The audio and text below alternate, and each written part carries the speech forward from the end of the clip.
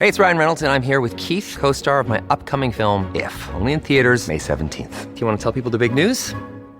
All right, I'll do it. Sign up now and you'll get unlimited for $15 a month and 6 months of Paramount Plus Essential Plan on us. MintMobile.com/switch. Upfront payment of $45 equivalent to $15 per month. Unlimited over 40 gigabytes per month. Face lower speeds. Videos at 480p. Active Mint customers by 531.24 get 6 months of Paramount Plus Essential Plan. Auto renews after 6 months. Offer ends May 31st, 2024. Separate Paramount Plus registration required. Terms and conditions apply if rated PG.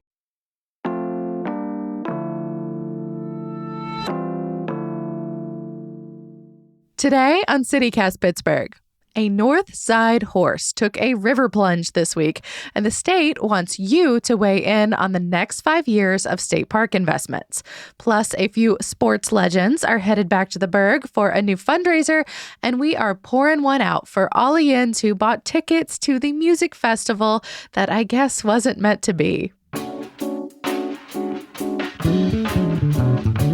It's May 17th, the Friday News Roundup. I'm Megan Harris, and here's what Pittsburgh's talking about.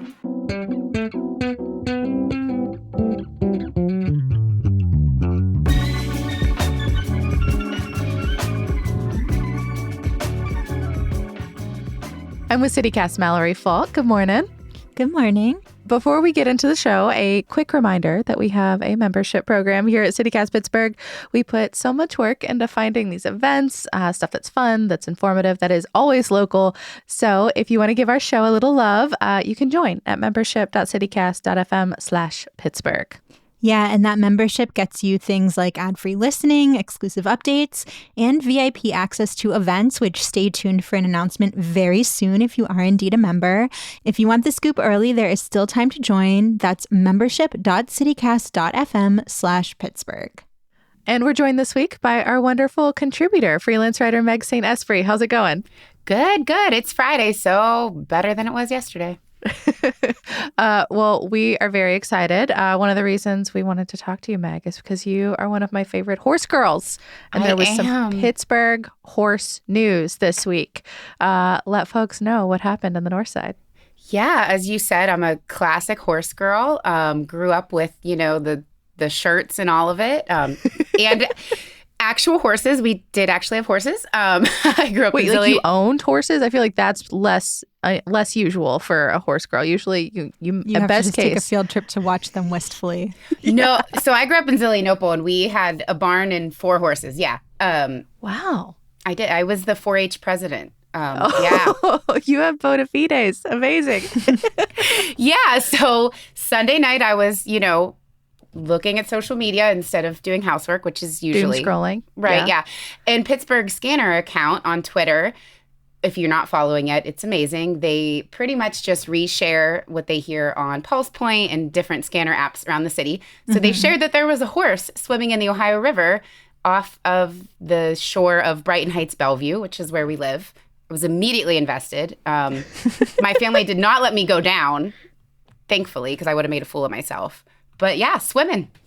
Do we know if it was just like leisurely taking a dip, or was it in distress? Did it need to get rescued? And then where did this horse even come from? Yeah, I mean, horses are actually good swimmers. I don't think I've ever seen a horse in a large body of water quite like that before. So on my honeymoon, as the ultimate horse girl experience, we rode horses bareback into the Caribbean Ocean. Yeah, they can swim. The height of romance. We even have a photo that we took on one of those throwaway cameras. Yeah. They can swim. I don't know that the horse was distressed, but obviously, there's safe places to swim, and there's no safe way to swim, off the shore of Neville Island and Bruno Island and all the barges and things like that. So I think that's why they were quite concerned. But no, it was not a city horse. It was someone's private horse. There's a couple little farms left tucked, in the North Hills and North Boroughs. But there was a lot. Meg, I think I happened to spot this at the same time you did. And I was just gripped by this because the way they told the story was tweet by tweet. And the horse was in the river. And then the horse was on a train track. And then a train was coming. Yeah. And the animal control was there. And then the horse stepped off the train track, I guess, in time to, passively watch the train go by. It was a saga. That's all. It was. I said it looked like a short story I would have written in elementary school. Like with spelling words. Yeah, horse on the train track. Yeah. And then I guess they had to go to the city barn to get help. Yeah, they needed to go get horse stuff. That was actually my first thought was the police horses, because they have a stable there on the north side over near Riverview Park. They just moved back into that space in 2019-ish when the city reinstated its mounted unit. Meg, actually, I went digging just to see, like, 'cause I was trying to figure out, like, is that actually the thing? I found a clip for you from a guy who was given a tour to one of our TV stations. I just think you'll enjoy it. All of our horses, except one, are Percheron mix, and the lone exception being Spirit. Spirit was the one donated to us by Stefan Tuitt from the Steelers, and he is a Shire. Shires are, they look like, and people mistake him for a Clydesdale quite a bit because of what's called feathering around his hoofs. Shires are actually the largest horses on record. All of our horses are good size, between 16 and 18 hands high, and weigh anywhere from probably around 1,400 to around a ton each. Meg was nodding with true horse girl knowledge throughout that clip. I was like, yeah, this is a great description of draft horses. It's also the best Pittsburgh accent I've heard in a hot minute. Well, and you know I'm absolutely obsessed with our local accent. Yeah, that was the first thing I thought. I was like, oh, this guy is from the north side. But how do I get a tour of the stable? If you're listening, horse stable people, I would love to come tour it. Meg, you're right around the corner. We've got to make that happen. I mean, we've gone and peeped it, been nebby, but we haven't got a tour. Put it on your summer bucket list.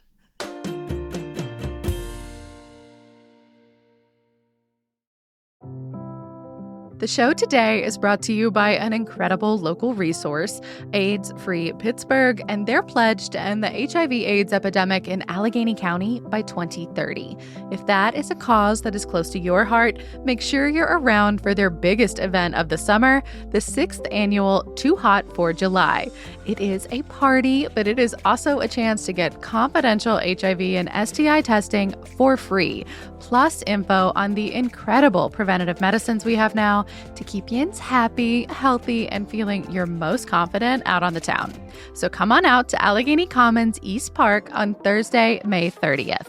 Yes, July is in the name, but the event is in May. Don't get confused.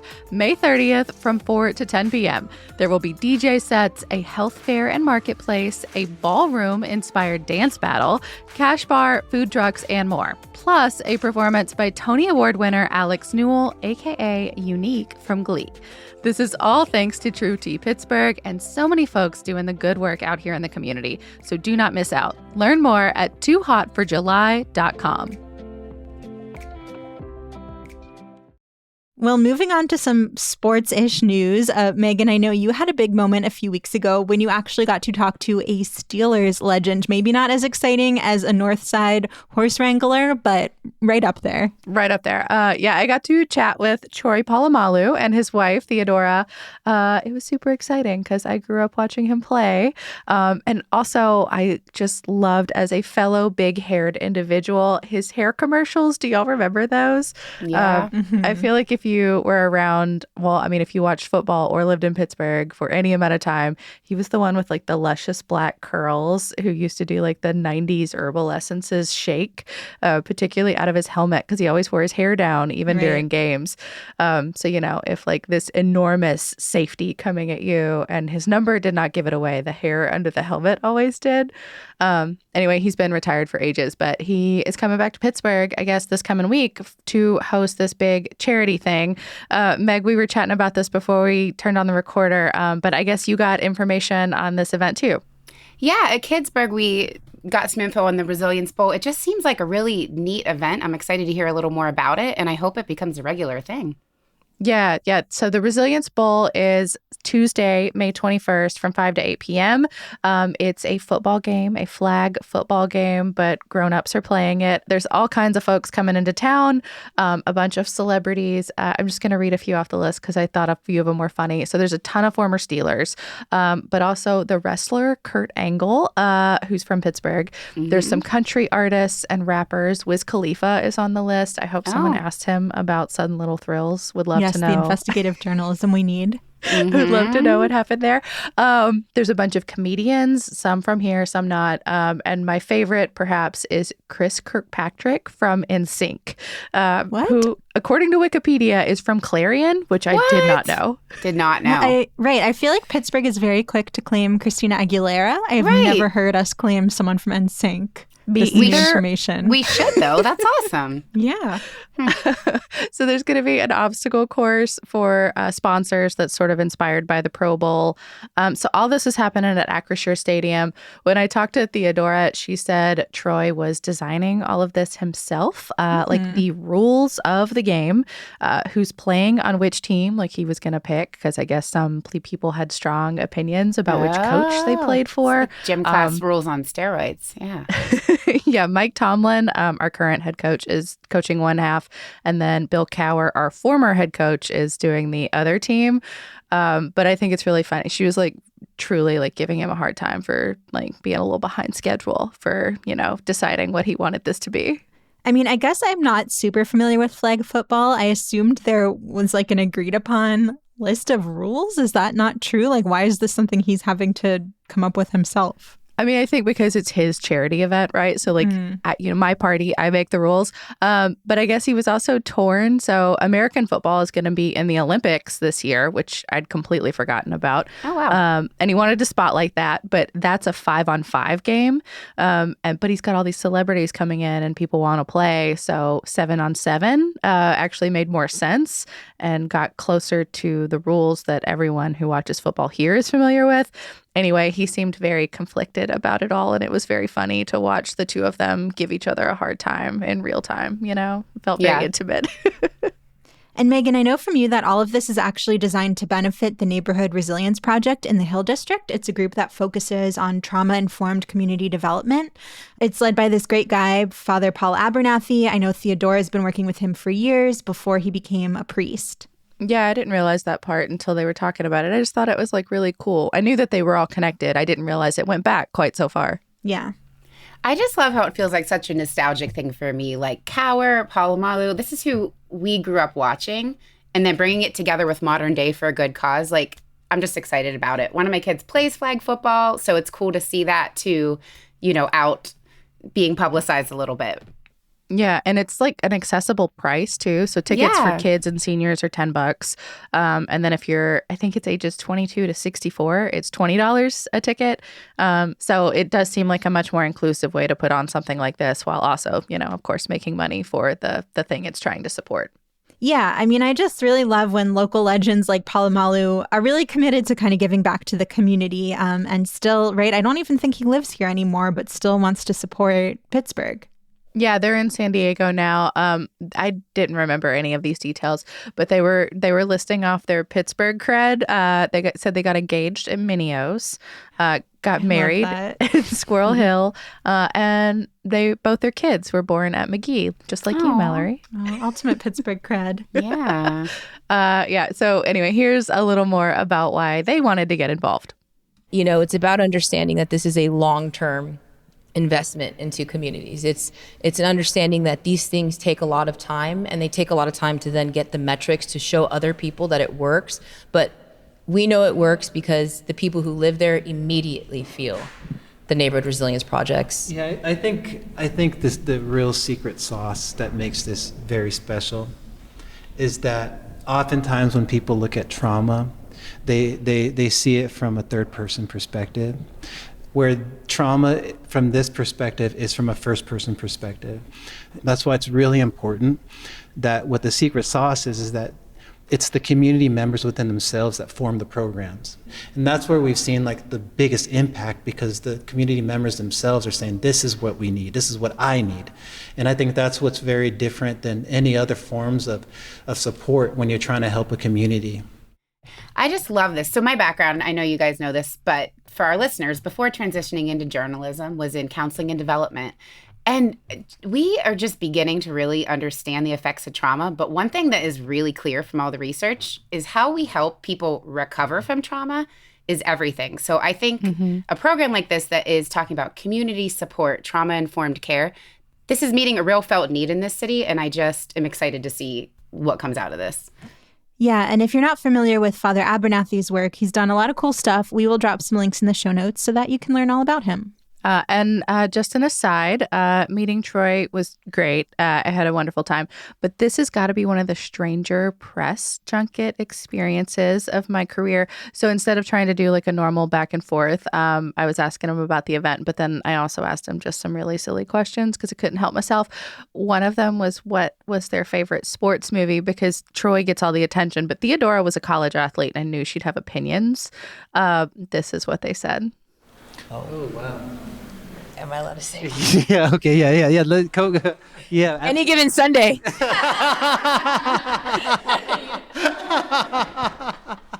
Any Given Sunday has one of the greatest pregame speeches by Al Pacino ever. I used to listen to that back in the day. To get yourself hyped? Yeah. Because Coach Cowher and Coach Tom were cutting for me. I was like, man, that's not a good of a speech. Let me get some Al Pacino. No. When all else fails, turn to Al Pacino.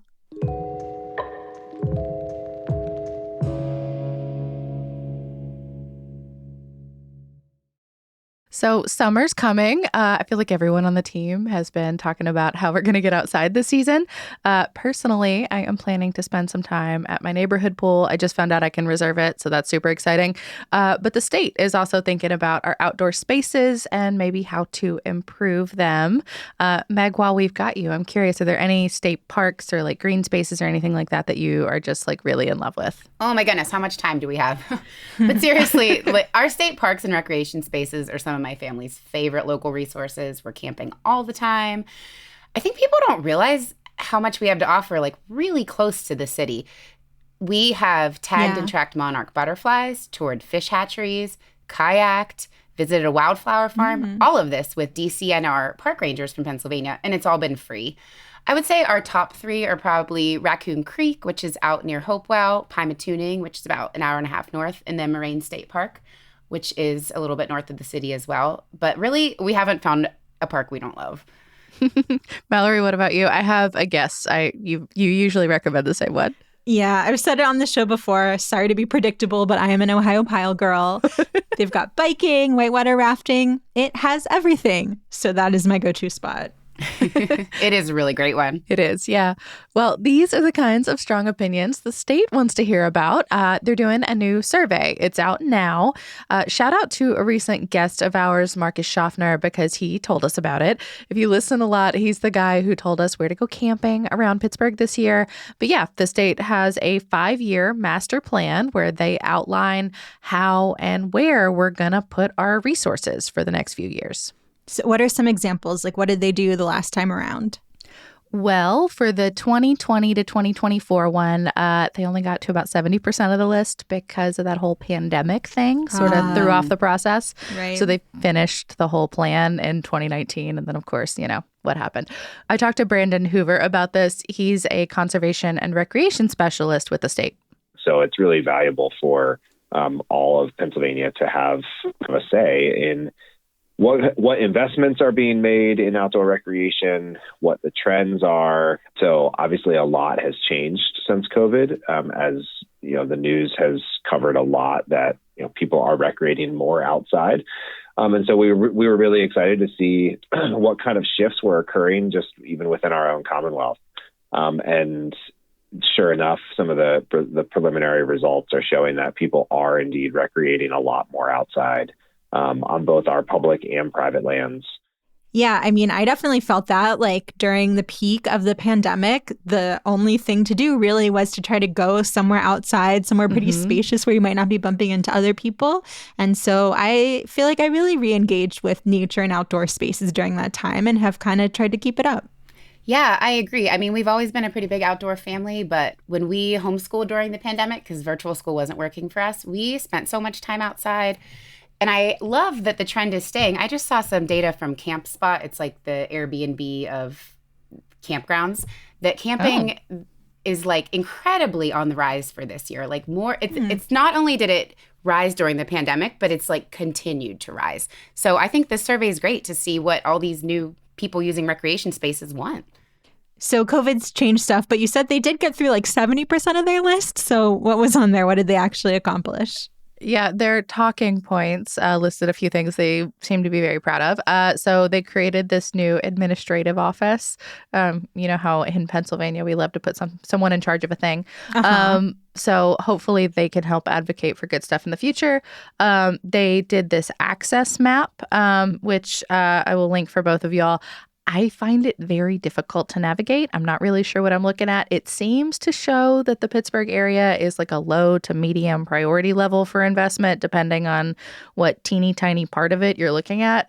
And then they added some stuff that makes your cell phones work in state park land. Well, that's important. I don't actually know what that infrastructure is called.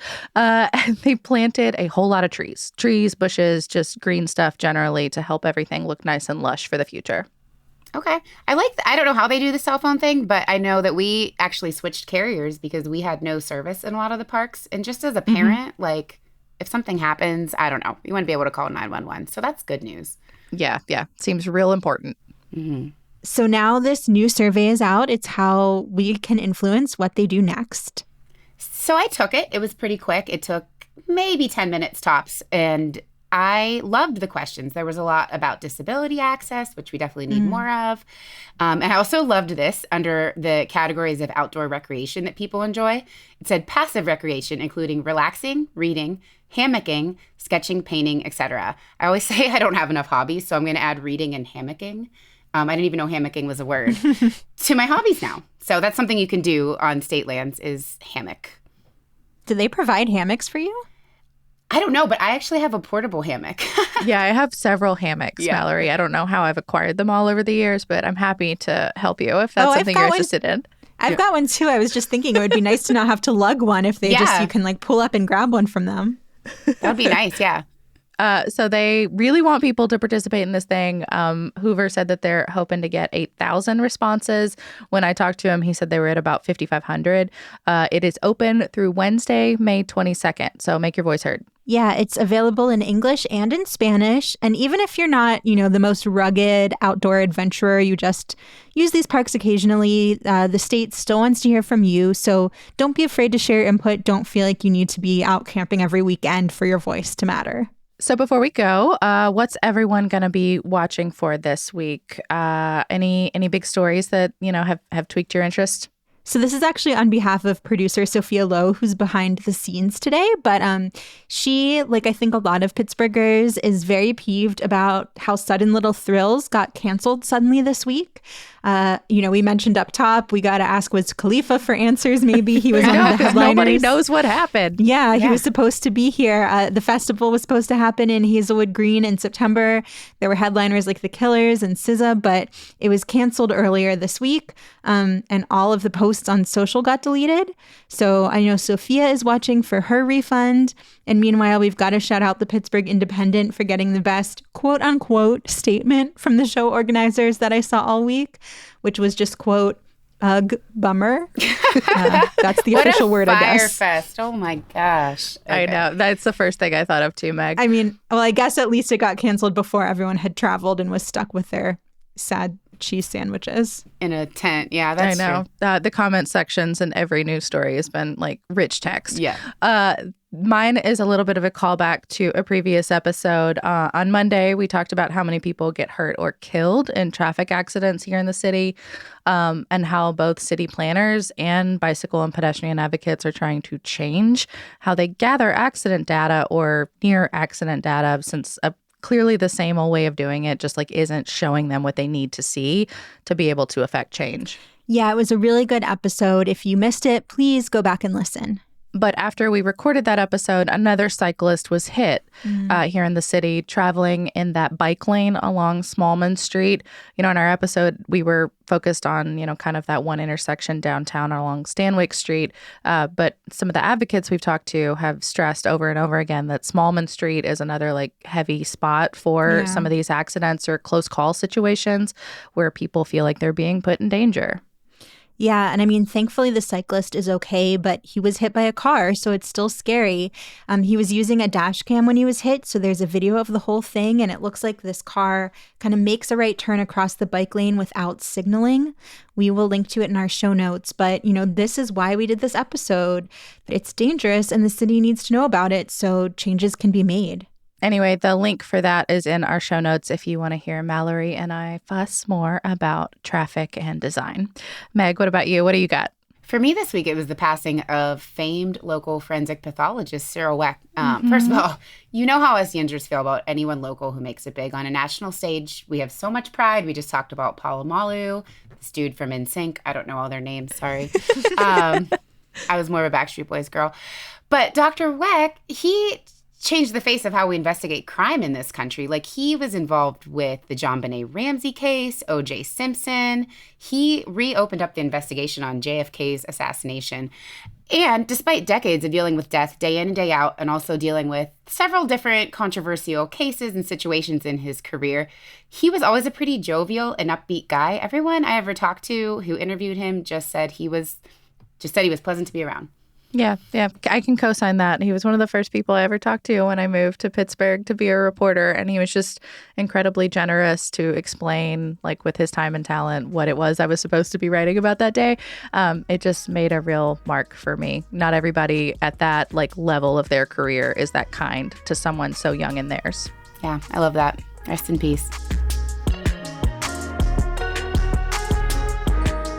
That's all for today here on CityCast Pittsburgh. Our music is by Benji. The show was produced this week by Mallory and by Sophia Lowe. Francesca has been on vacation, so it has taken a real village to get the Hey Pittsburgh newsletter out for Yins. Mallory, Natalia Aldana, Adrienne Gonzalez, and I all wrote and edited it. I am your podcast host, Megan Harris. We'll be back on Monday with more news from around the city. Have a great weekend, everyone.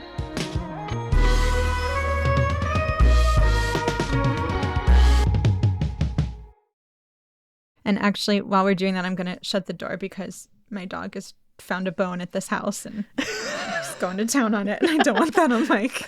Found random bone.